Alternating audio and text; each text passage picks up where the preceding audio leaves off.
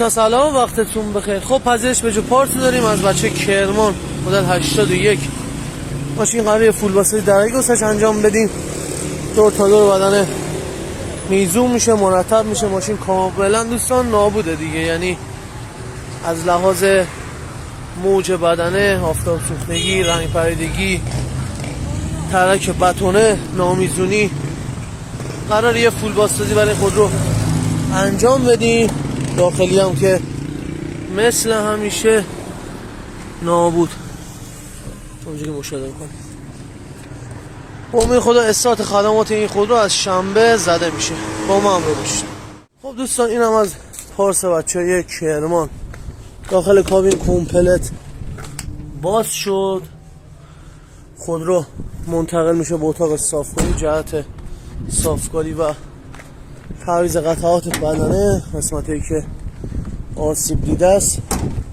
بخش از لوازم خود مالک خریداری کردن. بریم که داشته باشیم 0 تا 100 خدمات این خودرو رو استارت بزنیم. با ما باشید. خب دوستان عزیز، اینم از پایان فول بازسازی پژو پارس مدل 1181 از بچه عزیز کرمان. ماشین آقای عرب عزیز. یه کار درجه یک و مرتب کامل فابریک براش انجام دادیم.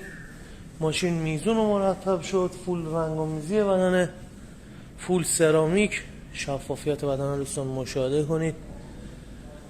آینا راهنمادار شد. یک کار آس و درجه یک. خدمات برق این خودرو دوستان انجام شد.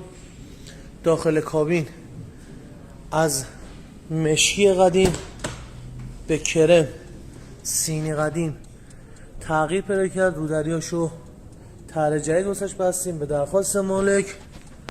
کیفیت کار دوستان مشاهده کنید. ماشین میزون و مرتب. بخشی از داخل کابین کار دمپینگش رو انجام دادیم. صندوق بران نصب شد. ماشین یه آینه متحرک آماده تحویل. امیدوارم لذت برده باشید. منتظر نظر و کامنتاتون هستم. هر جا هستین تنتون سالم باشه. روز خوش.